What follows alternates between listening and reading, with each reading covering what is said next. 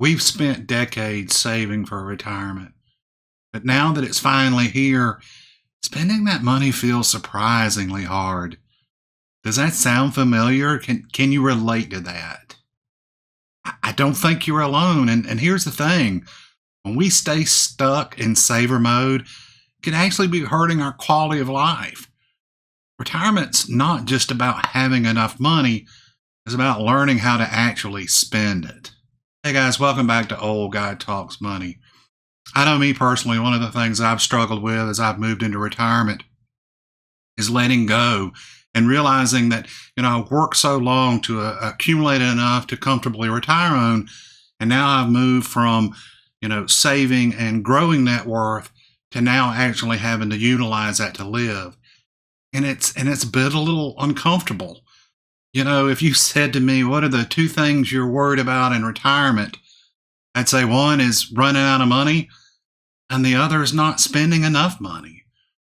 We know that when we look at a Monte Carlo simulation, for example, where you put in assumed withdrawal rates and assumed beginning balance and assumed inflation and assumed returns, that it's going to run X number of simulations, maybe 5 to 10,000 simulations.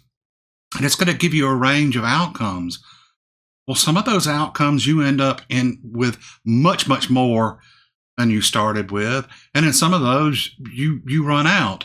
I recently did a video talking about the sequence of return risks and showed how two people starting at the same point in time, same beginning balance, same withdrawal rates, that depending on how returns happen early in retirement, one person could run out of money in, say, 20 years, and the other could end up with substantially more than they started with.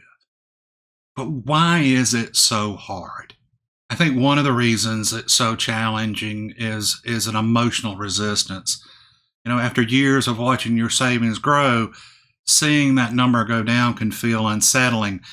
There's a psychological attachment to maintaining or even increasing your net worth even in retirement. Related to that, and I alluded to it earlier, is that fear of running out of money, the what if scenarios, unexpected healthcare costs, market downturns, longer than expected life expectancies.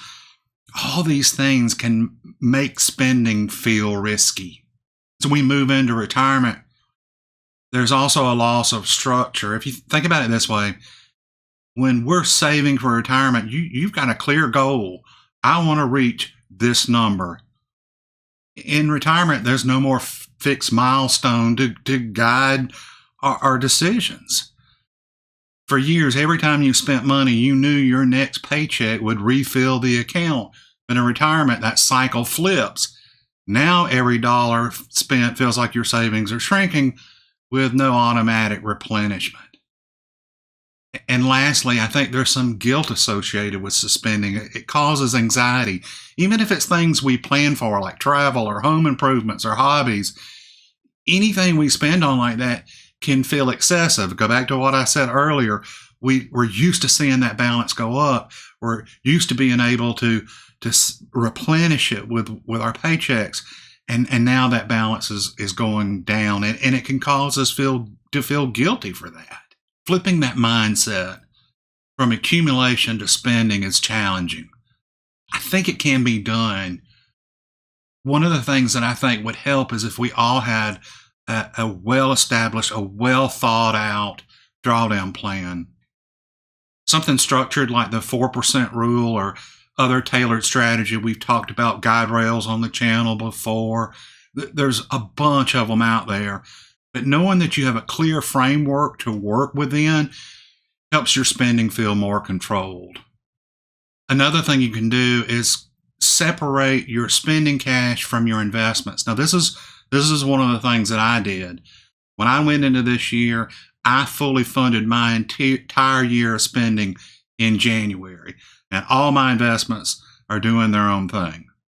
That's going to be kind of my strategy.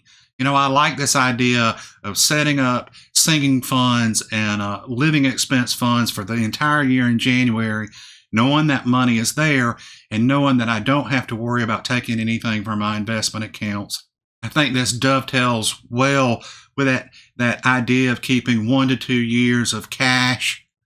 It helps reduce anxiety. We know it helps when the market's down and you've got to take distributions.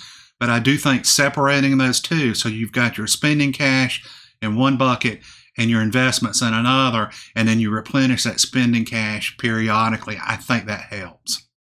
Another thing that I've done is to plan for discretionary spending.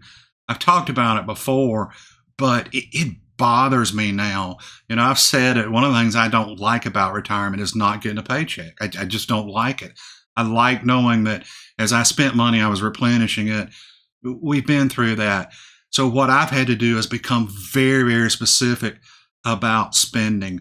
And I've set up sinking funds, and I've designated them for specific purposes. And I'm hoping that will help me when the time comes, that will allow me to spend that money without feeling that angst. I recently, one of the things I've gotten to do, and I've realized this about myself since I've retired, is I've got to start moving.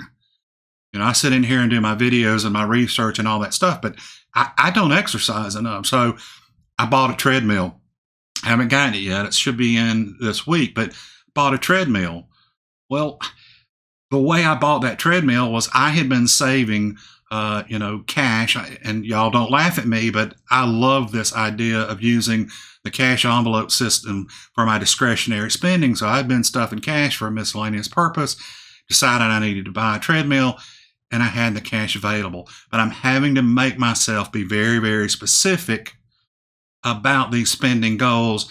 And it did help me when I pulled the trigger and bought that treadmill, that I had designated it for a purpose like that. Knowing that your essentials are covered, and then you have this designated purpose fund, will help. Related to that, and I will tell you, I did this when I was working, because I was good when I was working at saving, terrible at spending. There was a time that I used to tease people I was savings poor, because I had set goals and I was so dedicated to those goals, and it just bothered me to spend. Guess what? That's carried over into retirement. So related to what I did then and I'm doing now, sort of like what we just talked about, is I'm setting up guilt-free spending. I am designating fun money. So just like I had set aside money for that treadmill, I'm saving, money in these cash envelopes, and for like date night for my wife. So I went to her recently and said, "Hey, I've set aside some money. You tell me what you'd like to do," and I've got that set aside for us. Now, if you said, "How are you saving this?" And this is not going to work for everybody. I get that. But I'm a cash guy. I go to the bank every week. I get my spending money. And at the end of the week, what I don't spend, I put in those envelopes. And then I start over, the next week. That's how I'm doing it. It's not going to work for everybody. A lot of people don't use cash like I do. Call me old school or an old guy. Old guy talks money. But my point is, if you will designate it, hey, this is guilt-free, this is fun money, whatever, I think it will help.